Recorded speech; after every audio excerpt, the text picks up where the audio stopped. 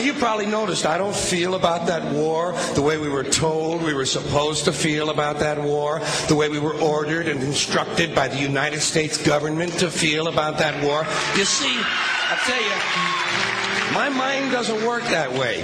I got this real moron thing I do. It's called thinking. And I'm not a very good American because I like to form my own opinions. I don't just roll over when I'm told to. Sad to say, most Americans just roll over on command. Not me. I have certain rules I live by. My first rule, I don't believe anything the government tells me. Nothing. Zero. Nope.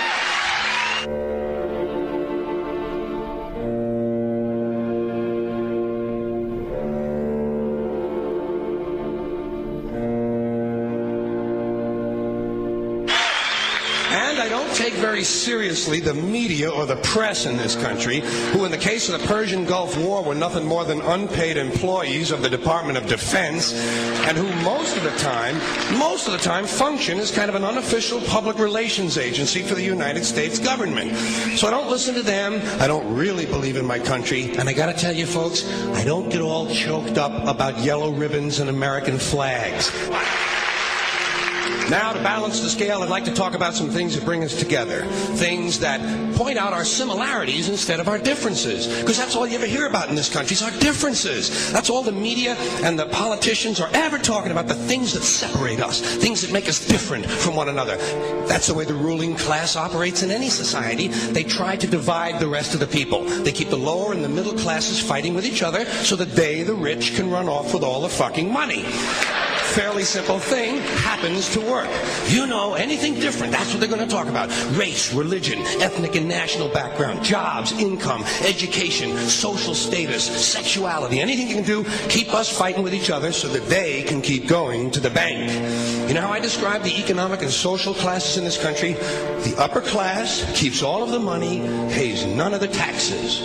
The middle class pays all of the taxes, does all of the work. The poor are there just to scare the shit out of the middle class. Keep them showing up at those jobs.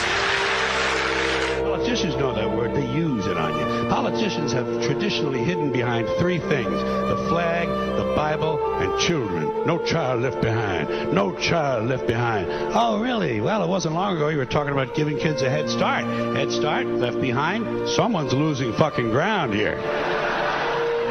But there's a reason. There's a reason. There's a reason for this.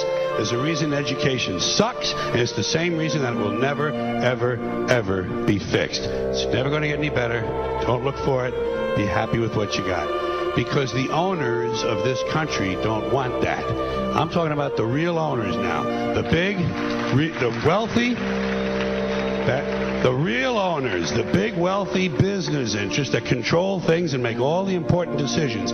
Forget the politicians. They're irrelevant. The politicians are put there to give you the idea that you have freedom of choice. You don't. You have no choice. You have owners. They own you. They own everything. They own all the important land. They own and control the corporations. They've long since bought and paid for the Senate, the Congress, the state houses, the city halls. They got the judges in their back pockets, and they own all the big media news, all the big media companies. So they control just about all of the news and information you get to hear. They got you by the balls. They spend billions of dollars every year lobbying to get what they want. Well, we know what they want. They want more for themselves and less for everybody else. But I'll tell you what they don't want. They don't want a population of citizens capable of critical thinking. They don't want well-informed, well-educated people capable of critical thinking. They're not interested in that. That doesn't help them. That's against their interest. That's right. You know something? They don't want people who are smart enough to sit around the kitchen table and figure out how badly they're getting fucked by a system that threw them overboard 30 fucking years ago. They don't want that. You know what they want? They want obedient workers. Obedient workers. People who are just smart enough to run the machines and do the paperwork, and just dumb enough to passively accept all these increasingly shittier jobs with the lower pay, the longer hours, the reduced benefits, the end of overtime, and the vanishing pension that disappears the minute you go to collect it. And now they're coming for your Social Security money. They want your fucking retirement money. They want it back so they can give it to their criminal friends on Wall Street. And you know something? They'll get it. They'll get it all from you sooner or later because they own this fucking place. It's a big club, and you ain't in it. You and I are not in the big club.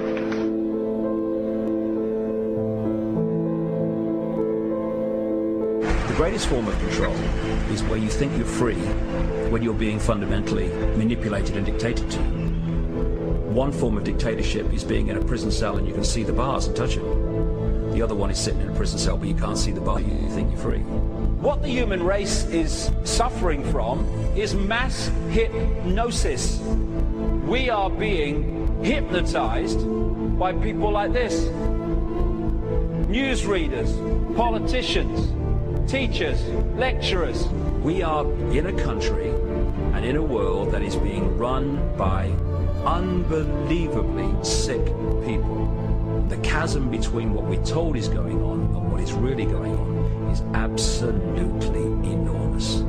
The greatest hypnotist on planet Earth is a oblong box in the corner of the room. It is constantly telling us what to believe is real. Historically, the control and manipulation of political opinion has been the Freemasons' main weapon in gaining control of countries and states. Once in control of the rulers and politicians of a country, laws and political structures could be changed in accordance with their agenda.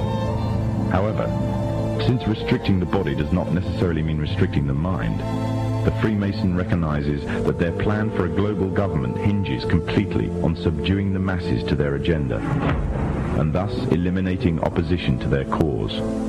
And the greatest threat to their plan, posing more danger than any army or law, is the threat of a free-thinking mind. In order to eliminate this threat and to achieve their objective, the Masons have set about the boldest plan ever devised: the complete control of every aspect of human life, your life. And the weapons they are using against you are in your very homes, entertaining you and your children, and gradually indoctrinating you without you even realizing.